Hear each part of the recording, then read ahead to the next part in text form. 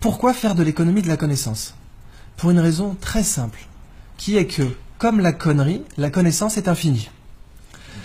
Et ça change tout quand vous y réfléchissez bien, parce que les matières premières ne sont pas infinies. Mais la connaissance est infinie. Si nous basons notre croissance économique sur les matières premières, eh bien, il y a une contradiction mathématique inévitable entre croissance infinie et matières premières finies. Mais si nous basons notre croissance économique sur la connaissance, eh bien, il n'y a plus de contradiction entre croissance et croissance infinie et connaissance qui est infinie aussi. L'économie de la connaissance est très particulière en ce sens qu'elle est régie par des lois différentes de l'économie des matières premières. Ces règles sont très simples. Il y en a 3, 2 bonnes nouvelles et une mauvaise nouvelle.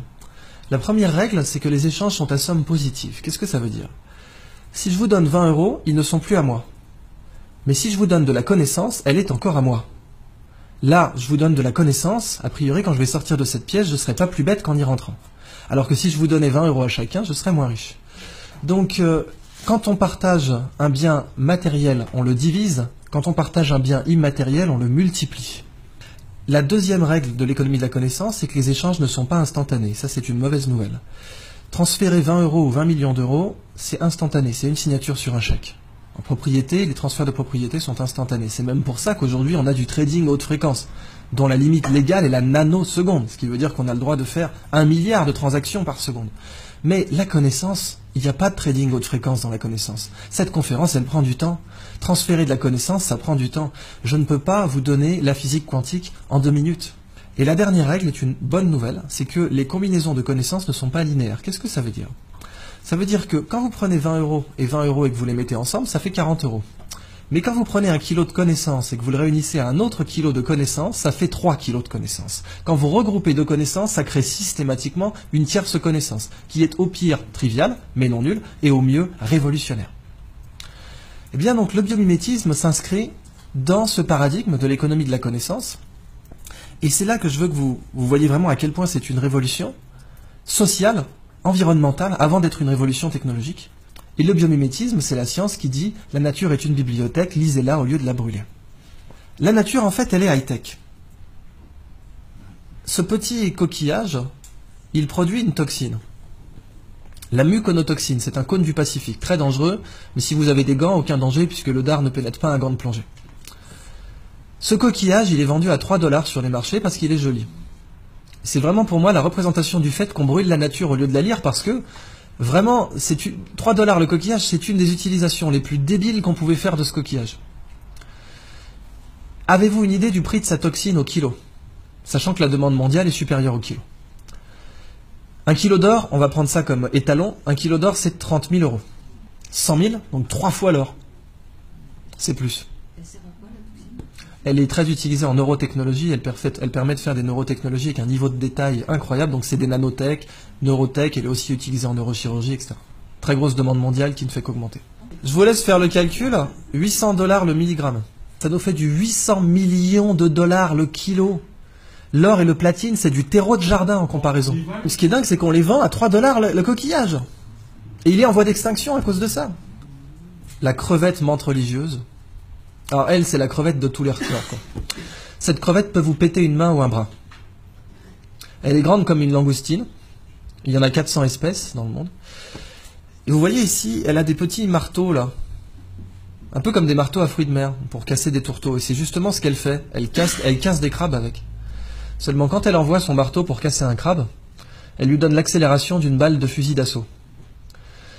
Si nous, on était capable d'envoyer une balle de baseball à 1/10 de cette accélération, on la mettrait sur orbite.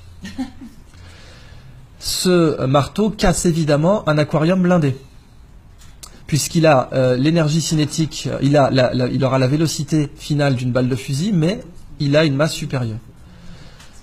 Évidemment, si vous l'arrachez, il repousse, parce qu'après tout, pourquoi pas. Cette crevette, quand elle envoie son marteau, il se forme des étincelles sous l'eau. Ça va tellement vite que vous avez des étincelles. Et ces étincelles, on les a mesurées à 22 000 Kelvin, c'est la température à la surface du Soleil. Quand cette crevette envoie ses marteaux, il se forme une bulle d'air autour, qui s'appelle une bulle de supercavitation. La supercavitation a été étudiée au départ par l'armée russe pour faire des torpilles qui peuvent aller à plus de 150 km/h sous l'eau. Et aujourd'hui beaucoup plus, paraît-il. Les torpilles Shkval, dont les Russes ont donné la technologie à l'Iran, ce qui serait une des grandes raisons pour lesquelles les Américains n'ont pas déployé de porte-avions trop proches des côtes iraniennes, parce que ces torpilles peuvent sniper un porte-avions. Les Chinois prétendent, avec la technologie de supercavitation, avoir mis au point un sous-marin qui pourrait faire 500 nœuds sous l'eau, en se déplaçant dans une bulle d'air. Et la supercavitation aujourd'hui, le meilleur modèle d'étude que vous avez, c'est cette crevette. Mais c'est pas fini. Cette crevette, ses yeux, parce qu'après tout, si la nature est une bibliothèque, chaque espèce est un livre entier. Moi, je vous ai parlé que du chapitre marteau, mais je peux vous parler du chapitre yeux. Les yeux des chiens ont 2 types de cônes différents pour reconnaître les couleurs. 2 types de cônes. Nous en avons 3. Les chiens sont donc des daltoniens par rapport à nous. Cette crevette en a 16. Ça veut donc dire que nous sommes un tiers d'un tiers de daltoniens par rapport à elle. Elle est très colorée, mais la couleur que nous on voit, ce n'est rien par rapport à celle qu'elle voit. 16 cônes. Les Américains se sont inspirés de ses yeux pour concevoir une caméra qui permet de détecter rapidement les cellules cancéreuses dans les biopsies. C'est une caméra bio-inspirée tirée des yeux de cette crevette. Et les yeux de cette crevette possèdent